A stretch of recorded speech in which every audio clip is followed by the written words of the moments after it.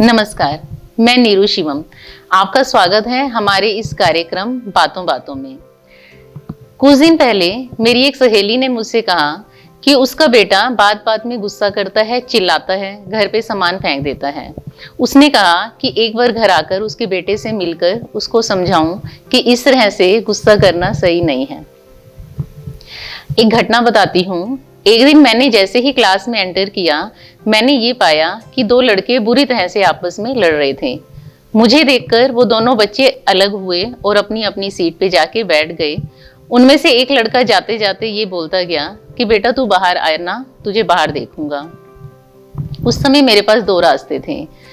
अनुशासन बनाए रखने के नाम पर या तो मैं उसे शारीरिक या मानसिक रूप से प्रताड़ित करती, या शांति और धैर्य का परिचय देते हुए इस समस्या के मूल तक पहुंचने का प्रयास करती।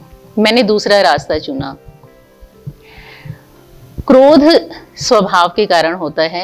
क्रोध करना जन्मजात मूल प्रवृत्ति है, लेकिन क्रोध आने पर हम रिएक्ट कैसे करते हैं, प्रतिक्रिया कैसे करते हैं, ये प्रतिक्रिया हम अपने परिवार से सीखते हैं।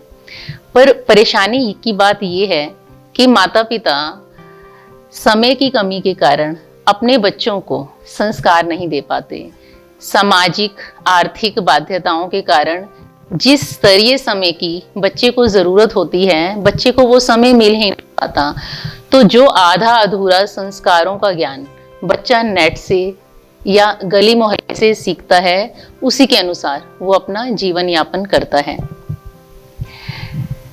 क्रोध आना ज्यादा बड़ी बात नहीं है, लेकिन क्रोध आने के बाद हम प्रतिक्रिया क्या करते हैं, हमें उस पर गौर करना चाहिए। कोई भी समाज तरक्की के रास्ते पे तभी चलता है जब किसी मुद्दे पर पक्ष और विपक्ष दोनों हों। बच्चों से बात करते हुए मैंने ये कहा कि हो सकता है कि तुम सही हो, या हो सकता है कि दूसरा बच्चा सही हो सकता है कि दोनों बच्चे सही हों, और ये भी हो सकता है कि दोनों ही बच्चे गलत हों।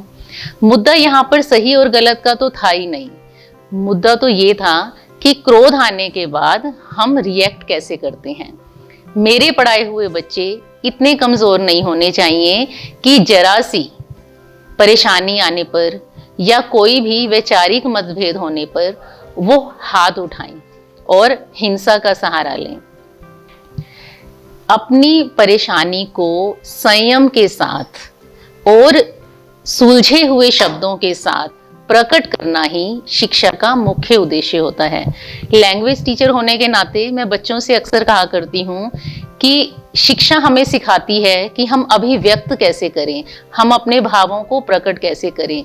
और 10 साल या 12 साल विद्यालय में बिताने के बाद अगर एक बच्चा अपने वैचारिक मतभेद को थप्पड़ से, डंडे से या गाली से प्रकट करता है, तो इसका मतलब समाज, परिवार और अध्यापक कहीं ना कहीं फेल हैं।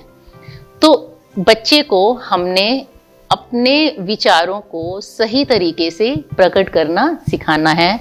अगले अंक में मिलेंगे एक नई प्रॉब्लम के साथ। नमस्कार। हमारे साथ जुड़े रहने के लिए देखते रहिए देश रोजाना का YouTube चैनल सब्सक्राइब कीजिए। साथ ही देश रोजाना की खबरें सबसे पहले देखने के लिए प्रेस कीजिए बेल आइकन।